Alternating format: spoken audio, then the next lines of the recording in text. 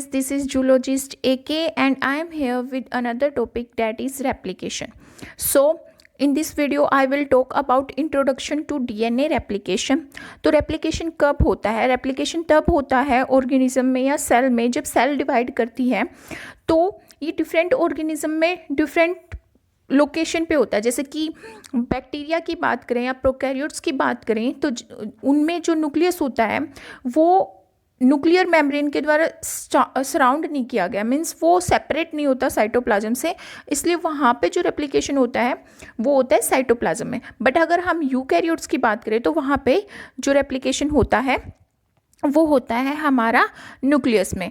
तो जब बैक्टीरिया में सेल डिवीजन होगा, बैक्टीरिया में सेल डिवीजन क्या होता है, यूजली वे बाइनरी फिजन के थ्रू, मल्टीपल फिजन के थ्रू रेप्लिकेट करते हैं, मीन्स डिवाइड करते हैं. तो उस टाइम पे वहाँ पे जब एसेक्सुअल प्रोसेस होती है रिप्रोडक्शन की, like binary fission, multiple fission, उस टाइम पे होता है replication in case of prokaryotes. But in eukaryotes जब सेल साइकिल होती है तो सेल साइकिल में जब एस फेज आती है, हमारी सिंथेसिस फेज जब आती है, तो उस टाइम पे हमारा रेप्लिकेशन होता है.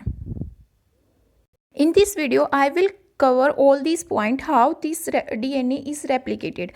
In this point I will study about the mechanism of DNA replication and then replication fork in prokaryotes and eukaryotes, and what is the difference between prokaryotic replication fork and eukaryotic replication fork, and then I will study about semi-conservative nature of DNA and the experiment that was conducted to prove the semi-conservative nature of DNA, and then experimental application of base sequence complementarity.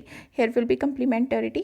So means experiment what, as we know that in DNA bases are complement to each other, due to which a template strand result in the synthesis of new strand by DNA replication. So what are the application of this base sequence complementarity? We will study about that. And DNA polymerase, there are different types of polymerase in prokaryotes and eukaryotes. We will study about them and their mechanism, and other enzyme that play major role in replication for creation during initiation of replication. Let us quickly understand the basic mechanism of DNA replication. DNA replication कब होता है? जब एक cell divide करती है. तो cell divide कब करेगी? जब उसको रिन्यू होना होगा. कोई भाई, जैसे हमें पता है कि आरबीसी का 120 डेज़ का लाइफ स्पैन होता है, डब्ल्यूबीसी का 4 to 5 या वीक्स में होता है लाइफ स्पैन, और जब ये उनका लाइफ स्पेन ख़त्म हो जाता है, उसके बाद उनको जब वो डेड होती हैं, डेड होने से पहले उनको रेप्लिकेट करना पड़ता है. सेम सिमिलरली ह्यूमंस के केस में होता है कि हमें ओल्ड होने से पहले रिप्रोड्यूस करना पड़ता है ताकि हम अपना ही कुछ यहाँ पे अर्थ पे कुछ छोड़ के जा सकें. सेम चीज़ है कि भाई हमें रेप्लिकेट करना पड़ता है. तो उस टाइम पे हम क्या करते हैं, सेल डिवीजन होता है, माइटोसिस होता है, मियोसिस होता है, मियोसिस होता है गैमेट्स में, उसके बाद माइटोसिस होता है जब एम्ब्रियो को जनरेट करना होता है, डिफरेंट ऑर्गन्स और टिश्यू फॉर्म करने होते हैं. तो उस टाइम पे क्या होता है, जीनोम रेप्लिकेट होता है. और जीनोम रेप्लिकेट होता है ह्यूमन्स के केस में या फिर यूकैरियोट्स के केस में वो होता है एस फेज में. जब इंटरफेज चल रही होती है तो सिंथेसिस फेज आती है जिसमें डीएनए रेप्लिकेट कर जाता है, ऑलरेडी डीएनए डबल हो जाता है ताकि वो जो नई सेल बने तो उसमें अपनी रेप्लिका सेंड कर सके और अपना जीनोम उसको भेज सके. तो यहाँ पे DNA replication is nothing but is a process to make copy of itself or to generate a replica of itself. तो फर्स्ट स्टेप डीएनए रेप्लिकेशन में होता है इस डबल हेलिकल स्ट्रक्चर को जो कि पेरेंटल डीएनए में प्रेजेंट होता है उसको ओपन अप करना और अनजिप करना. तो ये डिफरेंट प्रोसेस के थ्रू हो जाता है, पीएच इफेक्ट के थ्रू भी हो जाता है, डीनेचुरेशन प्रोसेस जब होती है जैसे टेम्परेचर इफेक्ट की वजह से भी होता है. बट जब नॉर्मली सेल डिवीजन होता है उस टाइम पे यहाँ पे बहुत सारे एंजाइम एक्ट करते हैं. फॉर एग्जाम्पल हेलिकेस, ये अनजिप करता है डबल हेलिकल स्ट्रक्चर को by breaking down the hydrogen bond. Hydrogen bond कहाँ पे प्रेजेंट होंगे, बेस पेयर के बीच में. जब जैसे एडेनिन है वो थायमिन से 2 हाइड्रोजन बॉन्ड के थ्रू जुड़ा होता है और साइटोसिन ग्वानिन से 3 हाइड्रोजन बॉन्ड के थ्रू जुड़ा होता है. तो जब ये बेस पेयर के बीच में जो हाइड्रोजन बॉन्ड प्रेजेंट है वो ब्रेक डाउन किए जाते हैं हेलिकेस के थ्रू और ओपन अप कर दिए जाते हैं single strand double helical strand के, और ये दोनों ही strand as a template work करते हैं. और जब ये सिंगल स्ट्रैंड में कन्वर्ट हो जाते हैं तो ये एक वाई शेप्ड स्ट्रक्चर क्रिएट करते हैं जिसको हम बोलते हैं रेप्लिकेशन फोर्क. और एक जो स्ट्रैंड होता है वो 3' to 5' वाली डायरेक्शन में रन करता है वो हमारा 5' 3' टू 5' वाली डायरेक्शन में मूव करता है, उसको हम बोलते हैं लीडिंग स्ट्रैंड। और ये हमारा 5' टू 3' वाली डायरेक्शन में होगा, 3' टू ये हमारा 3' टू 5' वाली डायरेक्शन में होगा। तो जो हमारा 3' टू 5' वाली डायरेक्शन में मूव करता है वो होता है हमारा लीडिंग स्ट्रैंड। और हमारा जो रेप्लिकेशन होगा वो होगा 5' टू 3' डायरेक्शन में। इस वजह से लीडिंग स्ट्रैंड में क्या होता है, कॉन्टीन्यूअस रेप्लिकेशन होता है। पर जो हमारा लैगिंग स्ट्रैंड होता है वो होता है हमारा 5' टू 3' वाली डायरेक्शन में, और हमारा रेप्लिकेशन भी 5' टू 3' वाली डायरेक्शन में होता है। इसी वजह से यहाँ पे जो रेप्लिकेशन होता है वो स्ट्रेचेस में होता है। तो स्ट्रेचेस में होता है तो different RNA, number of RNA primer की जरूरत होती है, क्योंकि जो डीएनए पॉलीमरेज एक एंजाइम है जो कंप्लीमेंट्री बेस पेयरिंग के थ्रू एक नया स्ट्रैंड जनरेट करता है ड्यूरिंग रेप्लिकेशन। वो यहाँ पे आरडीएनए पॉलीमरेज थर्ड शो किया गया है, जो कि प्रोकैरियोट्स में यूज़ होता है। तो उसमें जब यहाँ पे वो बेस पेयर को ऐड करेगा तो वो स्ट्रेचेस में ऐड करेगा, और उसको ऐड करने के लिए आरएनए प्राइमर की जरूरत होगी। और आरएनए प्राइमर किसके थ्रू सिंथेसाइज किया जाएगा, आरएनए प्राइमेज के थ्रू, जो कि एक एंजाइम है। तो जब यहाँ पे लेगिंग स्ट्रैंड पे स्ट्रेचेस में जब रेप्लिकेशन होता है तो उन जो फ्रेगमेंट सिंथेसाइज किए जाते हैं उनको ओकाजाकी फ्रेगमेंट बोलते हैं। और फिर ये फ्रेगमेंट जो हैं वो लाइगेज एंजाइम के थ्रू ऐड अप कर दिए जाते हैं और जॉइन अप कर दिए जाते हैं और एक स्ट्रैंड फॉर्म कर दिया जाता है। तो और यहाँ पे जब नया स्ट्रैंड फॉर्म होता है तो एक प्रूफ रीडिंग मैकेनिज्म भी यहाँ पे जनरेट होता है। So this was the basic mechanism of DNA replication. So let us understand कि कैसे प्राइमिंग होती है जब डीएनए सिंथेसिस होता है और जब रेप्लिकेशन प्रोसेस होती है। तो जैसे कि हमें पता है कि जो डीएनए पॉलीमरेज होता है ना, वो बस एक्सटेंड कर सकता है एक चेन को, वो एक नई चेन को सिंथेसाइज नहीं कर सकता और स्टार्ट नहीं कर सकता। इसलिए इसको किसकी जरूरत होती है, एक प्राइमर की जरूरत होती है, जैसे कि यहाँ पे शो किया गया आरएनए प्राइमर। जैसे कि हमें पता है कि लीडिंग स्ट्रैंड, ये जो ब्लू कलर में यहाँ पे शो किया गया है, जो कि मैंने अभी ड्रॉ किया है, ये है हमारा 3' टू 5' वाली डायरेक्शन में। तो ये हमारा लीडिंग स्ट्रैंड है। तो यहाँ पे 5' वाली डायरेक्शन में जो रेड कलर में यहाँ पे जनरेट हो रहा है वो हो रहा है हमारा सबसे पहले आरएनए प्राइमर। आरएनए प्राइमर एक चेन को इनिशिएट करता है, उसके बाद उसी चेन पे ऐड करता है RNA polymerase different nitrogenous bases को। तो यहाँ पे जो ये प्राइमर है ये सिंथेसाइज क्या है, प्राइमर एक शॉर्ट ओलिगोन्यूक्लियोटाइड है। ओलिगोन्यूक्लियोटाइड मीन्स बेस पेयर का सीक्वेंस है। अबाउट 30 बेस पेयर प्रेजेंट होते हैं एक प्राइमर में, और प्राइमर सिंथेसाइज किया जाता है, आरएनए पॉलीमरेज भी सिंथेसाइज कर सकता है, और एक एंजाइम होता है प्राइमेज, वो भी सिंथेसाइज कर सकता है। तो यहाँ पे जो आरएनए प्राइमर है वो एज ए टेम्पलेट एक्ट करता है, और उसके बाद उस चेन को एक्सटेंड करता है आरएनए पॉलीमरेज। तो जब ये प्रोसेस होती है कि डीएनए पे पहले आरएनए प्राइमर बाइंड होता है, फिर उसके बाद डीएनए पॉलीमरेज और फिर डीएनए सिंथेसिस होता है, तो इस प्रोसेस को हम यहाँ पे बोलते हैं, इस कॉम्प्लेक्स को, इंटायर कॉम्प्लेक्स को। और बहुत सारे प्रोटीन भी यहाँ पे एक्ट करते हैं। वो होते हैं जो प्रोटीन है हमारे यहाँ पे जो ई कोलाई प्राइमेज के साथ एक कॉम्प्लेक्स फॉर्म करते हैं टेम्पलेट डीएनए पे। जैसे कि यहाँ पे शो कर रखा है सिंगल स्ट्रैंडेड बाइंडिंग प्रोटीन। ये प्रोटीन क्या होंगे हमारे डीएनए बी प्रोकैरियोट्स के केस में, डीएनए टी और प्राइमेज ए, प्राइमेज बी और प्राइमेज सी। और जब ये कॉम्प्लेक्स टेम्पलेट स्ट्रैंड पे ये different proteins DNA B, DNA T, pri A, pri B, pri C and RNA primer, ये सब जब ये कॉम्प्लेक्स फॉर्म होता है तो इसको क्या बोला जाता है, प्राइमोसोम।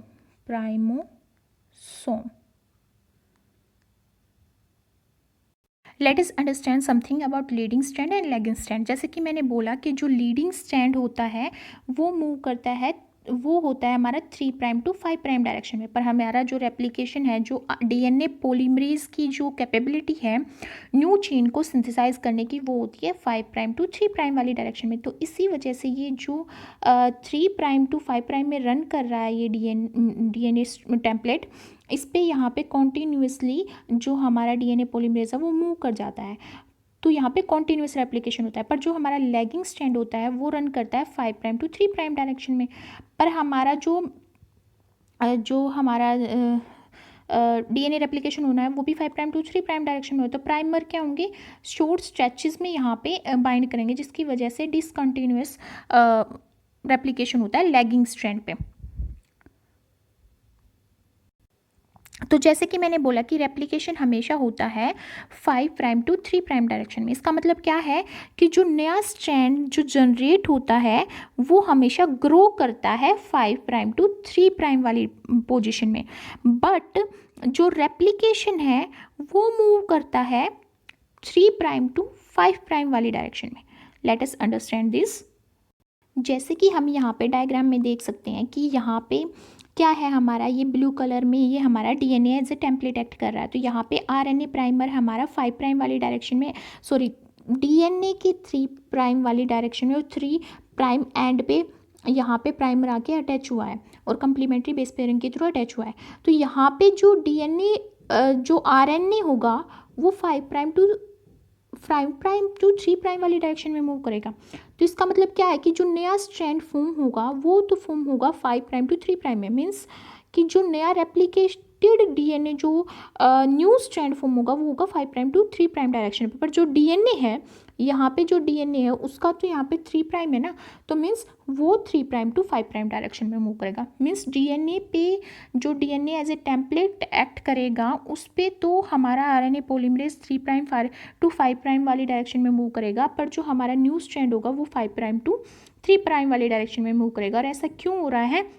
क्योंकि डीएनए जो है वो एंटी पैरेलल नेचर का है, क्योंकि उसमें क्या है, एक साइड में 3' होगा, दूसरे स्ट्रैंड का 5' होगा।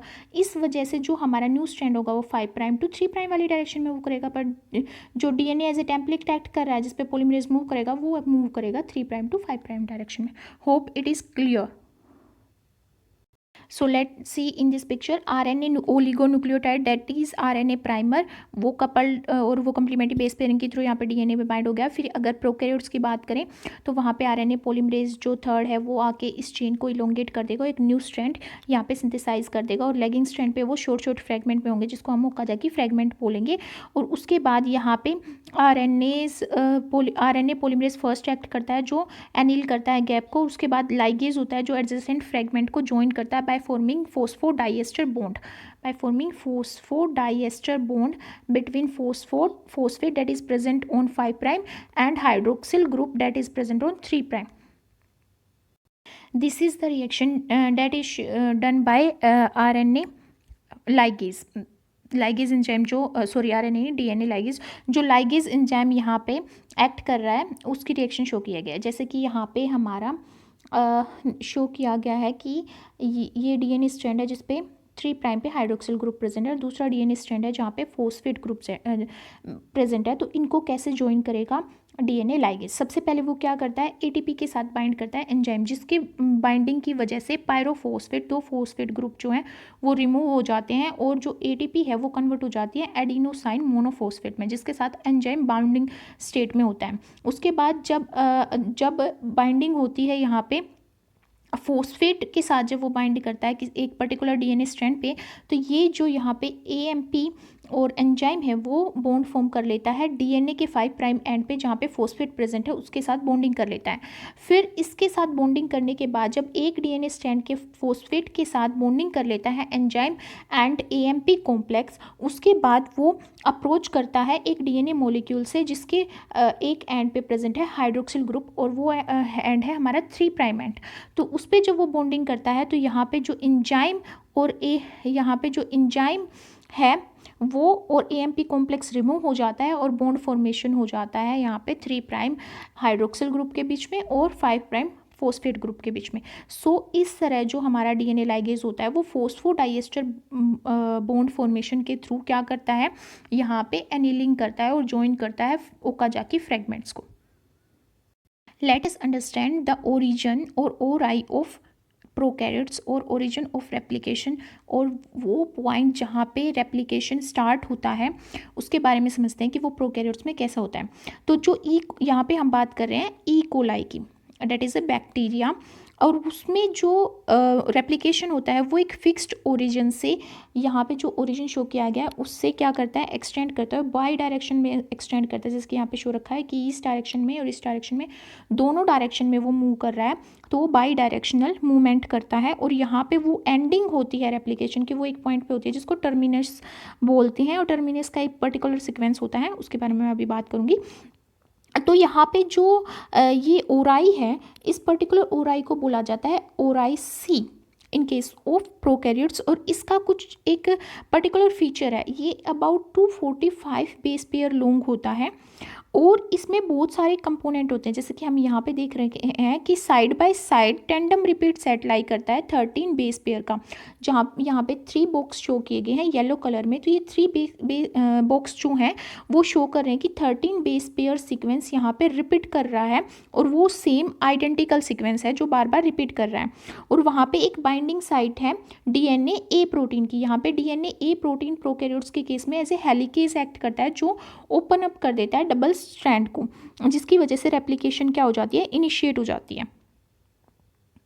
तो ये जो सर्कुलेटरी जो है मूवमेंट है रेप्लिकेशन 4 की बाई डायरेक्शन मूवमेंट जो हो रही है प्रोकैरियोट्स के केस में, इसकी वजह से एक कॉन्सिक्वेंस क्रिएट होता है जो कि यहाँ पे इस पिक्चर में शो किया गया है कि यहाँ पे एक कॉन्सिक्वेंस ये होता है कि जब ये 2 क्रोमोसोम को जनरेट कर रहा है यहाँ पे, जो एक बार जब ये बाई डायरेक्शन मूवमेंट होती है थीटा लाइक स्ट्रक्चर क्रिएट कर देता है, जैसे कि यहाँ पे शो किया गया है इस वाली पिक्चर में। बट इसका एक कॉन्सिक्वेंस ये है कि जब 2 क्रोमोसोम जनरेट होते हैं तो वो एक पॉइंट पे आके लिंक्ड हो जाते हैं और उसको क्या बोलते हैं, कैटिनेटेड बोलते हैं, कैटिनेटेड स्टेट।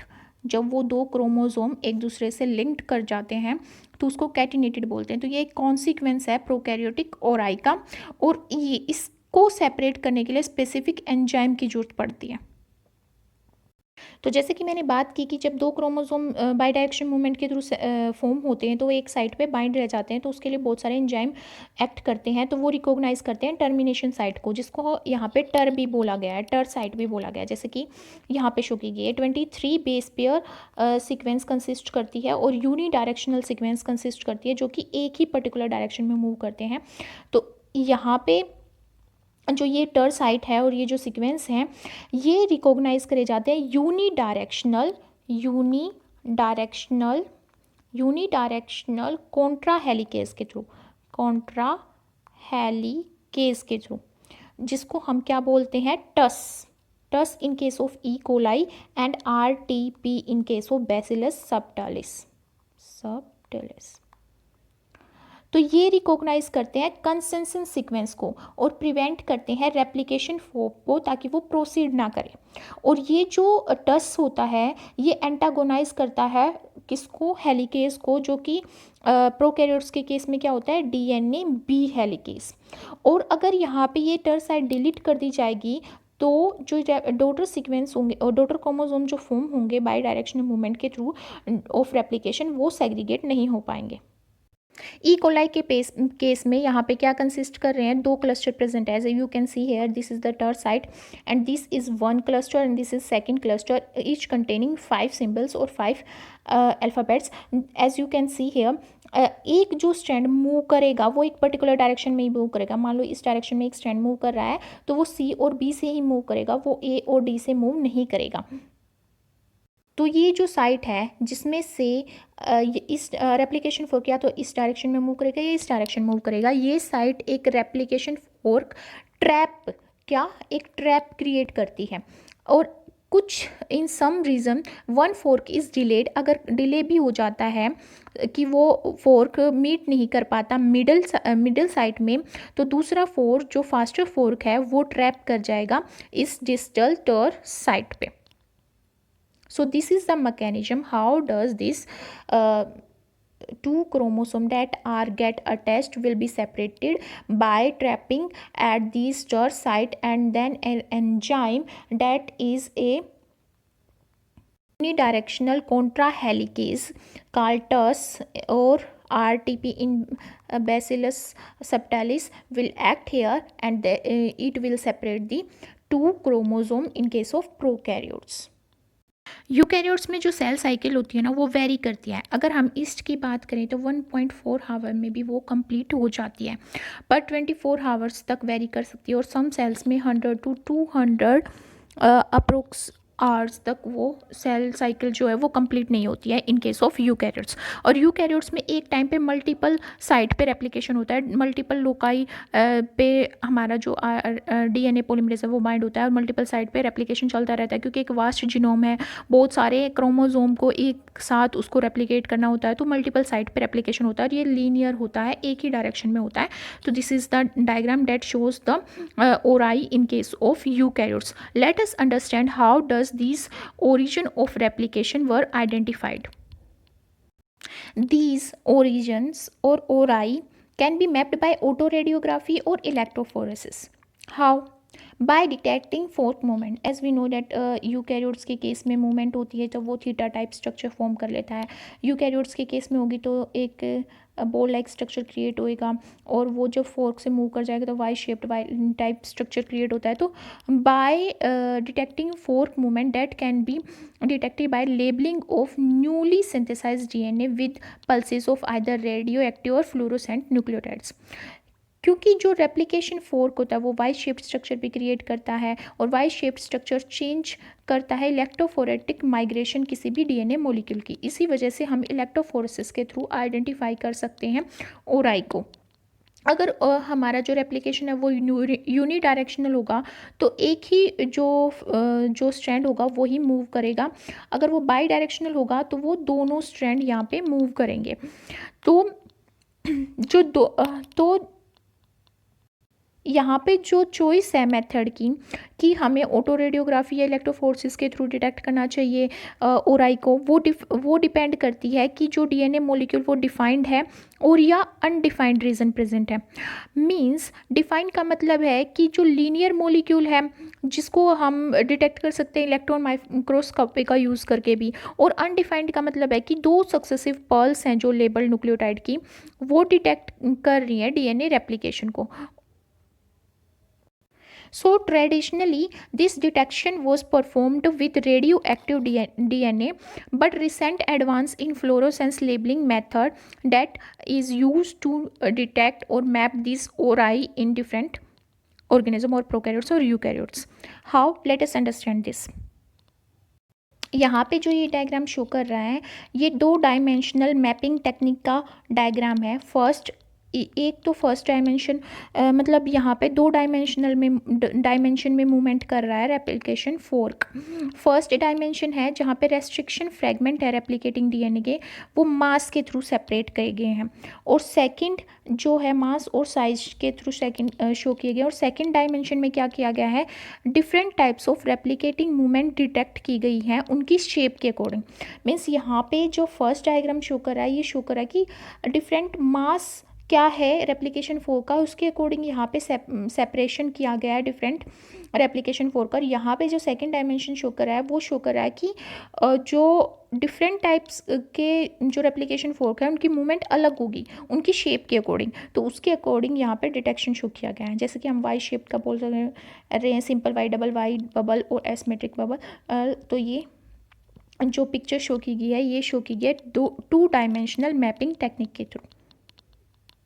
और अगर हम पर्टिकुलर यूकैरियोट्स की बात करें तो जैसे कि मैंने बोला कि यहाँ पे रेप्लिकेशन प्रोसीड करता है मल्टीपल ओराई पे और ओरिजिन पे, तो ये जो प्रोसेस है वो डेमोन्स्ट्रेट करेगी एक प्रोसेस के थ्रू यूकैरियोटिक सेल्स में, जहाँ पे जो सेल है वो एक्सपोज्ड कराएगी H3 थाइमिडीन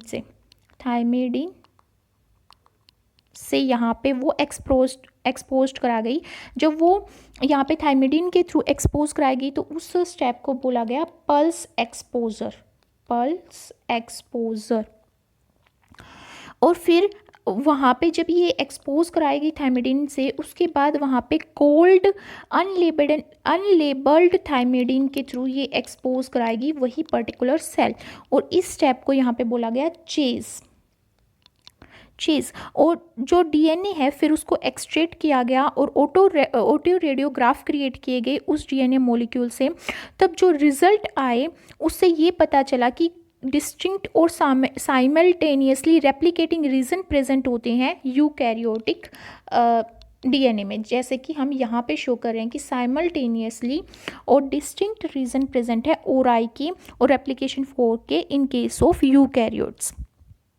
और यहाँ पे जो रेप्लिकेशन है वो दिखाई दिया डिफरेंट साइट पे यूकैरियोटिक क्रोमोसोम में। सिमिलरली जो पल्स और चीज स्टडी है डीएनए रेप्लिकेशन की, वो पोलिटीन क्रोमोसोम में भी की गई ड्रोसोफिला के, और ऑटो रेडियोग्राफी के थ्रू उसको स्टडी किया गया और रिवेल आउट किया गया। और बहुत उसमें भी क्या हुआ, बहुत सारे रेप्लिकेशन रीजन एक सिंगल क्रोमोसोमल आर्म में प्रेजेंट थे। तो ये आइडेंटिफाई किया गया कि जो यूकैरियोट्स होते हैं उनमें मल्टीपल ओराई प्रेजेंट होते हैं, और वो साइमल्टेनियसली रेप्लिकेशन करते हैं। Let us come to our next point, it is semi conservative nature of DNA. Semi conservative का मतलब क्या है, जैसे कि हमने पता है कि जो डबल हेलिकल स्ट्रैंड होता है वो सिंगल स्ट्रैंड में कन्वर्ट होता है, और जो सिंगल स्ट्रैंड होते हैं वो both single strand as a template act करते हैं टू सिंथेसाइज न्यू स्ट्रैंड्स। तो जो वो डिफरेंट जब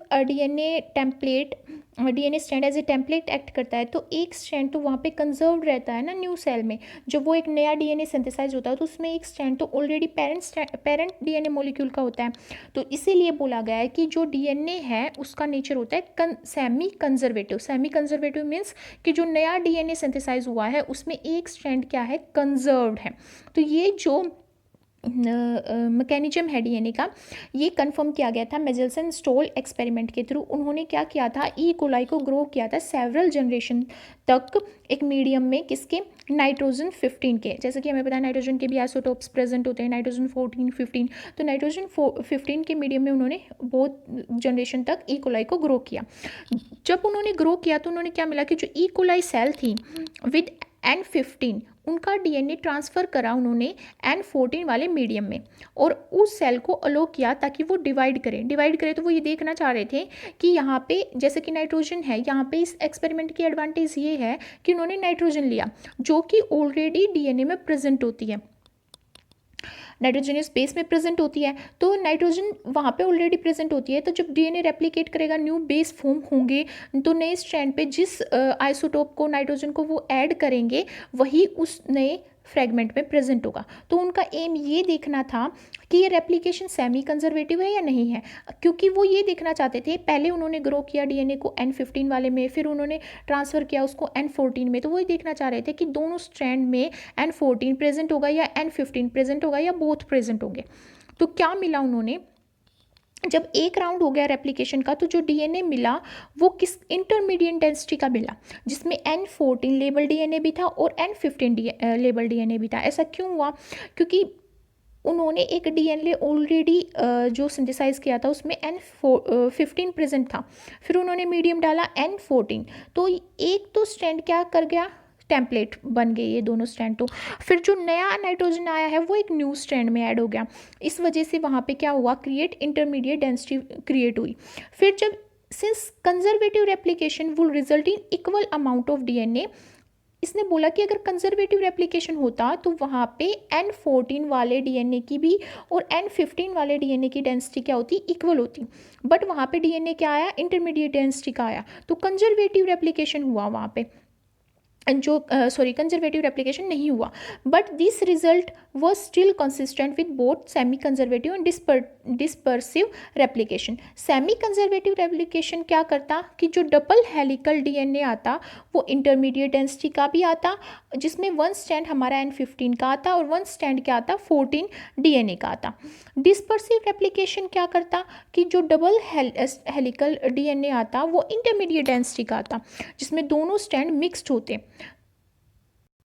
तो उन्होंने फिर दोबारा से रेप्लिकेट करवाया डीएनए को N14 मीडियम, जिसकी वजह से इक्वल अमाउंट क्रिएट हुई रेप्लिकेटेड डीएनए की, जिसमें इंटरमीडिएट डेंसिटी प्रेजेंट थी। मींस ऐसे डीएनए फॉर्म हुए जिसमें N14 भी प्रेजेंट था और N15 भी प्रेजेंट था, और लोअर डेंसिटी वाले डीएनए भी इक्वल अमाउंट में फॉर्म हुए। बट ये इनकंसिस्टेंट था, ये डिस्पर्सिव रेप्लिकेशन के अकॉर्डिंग नहीं था, क्योंकि डिस्पर्सिव एप्लीकेशन में क्या होता, सिंगल डेंसिटी आती जिसकी डेंसिटी लोअर होती इंटरमीडिएट डेंसिटी से, और बट स्टिल यहाँ पे क्या क्रिएट हुआ, जो N14 वाले मीडियम था वो जो रेप्लिकेटिंग डीएनए आए और लोअर डेंसिटी, उनकी भी लोअर डेंसिटी वाले जो डीएनए आए उनके भी अमाउंट क्या थी, इक्वल थी टू द इंटरमीडिएट डेंसिटी। तो ये किसको फॉलो कर रही है, ये सेमी कंजर्वेटिव हाइपोथेसिस को फॉलो कर रही थी, जो प्रूव किया गया मेजेल्सन स्टोल एक्सपेरिमेंट से। सो ये प्रूव हो गया कि जो डीएनए है उसका नेचर क्या होता है, सेमी कंजर्वेटिव होता है। Now come to our next point, that is experimental application of base sequence complementarity. complementarity का जो प्रिंसिपल है कि जो डीएनए की complementary base pair हैं वो बाइंड हो जाते हैं और एक न्यू डीएनए स्ट्रैंड फॉर्म करते हैं, उसने बहुत सारी एप्लीकेशन को न्योता दे दिया इन केस ऑफ मोलिकुलर बायोलॉजी। तो देखो, जब यहाँ पे एक पोल डोटी साइंटिस्ट थे, पोल डोटी एंड जूलियस मार्मर, उन्होंने एक्सपेरिमेंट कंडक्ट किया 1960 में, जिसमें उन्होंने क्या किया, डीएनए को हीट किया अबाउट 100 डिग्री सेल्सियस पे, जिसकी वजह से वो डीनेचर हो गया। तो वो स्ट्रैंड एक दूसरे के साथ रीएनिल नहीं कर पा रहे थे, बाइंड अप नहीं हो पा रहे थे, क्योंकि कंप्लीमेंट्री सीक्वेंस नहीं प्रेजेंट था। पर जब वो कूल डाउन किया गया तो वो डीनेचर डीएनए और जीनोम जब कूल्ड किया गया तो उसके बाद दोबारा से वो अपनी नेटिव स्टेट में आ गया और कंप्लीमेंट्री सीक्वेंस करके दोबारा से डीएनए फॉर्म कर दिया। तो इसने प्रूव किया कंप्लीमेंट्री नेचर किसका, डीएनए बेस पेयर्स का। तो इसने बहुत सारी रिसर्च को न्योता दे दिया, like analysis of genome structure और gene isolation, southern northern hybridisation, chromosome mapping etcetera. जब यहाँ पे डीएनए मेल्टिंग की बात हो रही है और डीएनए डीनेचुरेशन की बात हो रही थी, इसने एक और कॉन्सेप्ट यहाँ पे अराइज किया, जिसमें ये बोला गया है कि जो डीएनए है उसका जब टेम्परेचर इंक्रीज कर देते हैं तो वो क्या करता है, डीनेचर हो जाता है। तो वो उसका एक पर्टिकुलर मेल्टिंग टेम्परेचर होता है जिसको हम टीएम से डिनोट करते हैं, और वो टीएम क्या है, वो डिफाइन करता है temperature at which half the molecule means half the DNA are denature into single strand. और जो ये मेल्टिंग टेम्परेचर किस पे डिपेंड करेगा, जीसी बेस पेयर के कंसंट्रेशन पे और उसके प्रोपोर्शन पे, क्योंकि वो जीनोम में एक पर्टिकुलर डीएनए में जीसी कंटेंट कितना प्रेजेंट है। क्यों, क्योंकि जो जीसी होता है वो 3 हाइड्रोजन बेस पेयर के थ्रू बाइंड होता है, पर जो एडेनिन और थाइमिन होता है 2 हाइड्रोजन बॉन्ड के थ्रू बाइंड होता है। तो इसमें 3 हाइड्रोजन बॉन्ड है तो उनको ब्रेक डाउन करने में ज़्यादा टाइम लगेगा। तो यहाँ पे जो टीएम है, मेल्टिंग टेम्परेचर है किसी भी पर्टिकुलर डीएनए मॉलिक्यूल का, वो किस पे डिपेंड करता है, जीसी कंसंट्रेशन पे। Higher the GC content higher the melting temperature. यहाँ पे जो डायग्राम शो किया गया है ये डीएनए मेल्टिंग कर्व शो कर रहा है, जैसे कि यहाँ पे शो कर रखा है कि यहाँ पे जीसी कंटेंट 35% है, फिर 50% है, 66% है, और ये रिलेटिव एब्जॉर्प्शन शो की गई है, क्योंकि जितना सिंगल बेस पेयर प्रेजेंट होंगे उतनी ज़्यादा एब्जॉर्प्शन होती है, और ये एब्जॉर्प्शन हो रही है 260 नैनोमीटर पे। और यहाँ पे ये शो किया गया कि जो टीएम है, टीएम जो कि मेल्टिंग पॉइंट है डीएनए का, वो अलग अलग होता है। जैसे ई कोलाई का जो टीएम है वो अबाउट 69 डिग्री सेल्सियस है, जिस पे 50% जो जीसी बेस पेयर हैं वो सिंगल स्ट्रैंड में कन्वर्ट हो जाते हैं, और सुडोमोनास का अबाउट 76 डिग्री सेल्सियस होता है। और यहाँ पे शो किया गया कि डबल स्टैंडर्ड डीएनए और सिंगल स्टैंडर्ड डीएनए और एब्जॉर्प्शन, कि जो सिंगल स्टैंडर्ड डीएनए है वो ज़्यादा एब्जॉर्ब करेगा यहाँ पे अल्ट्रा वायलेट लाइट को, that is 260 nanometer of wavelength.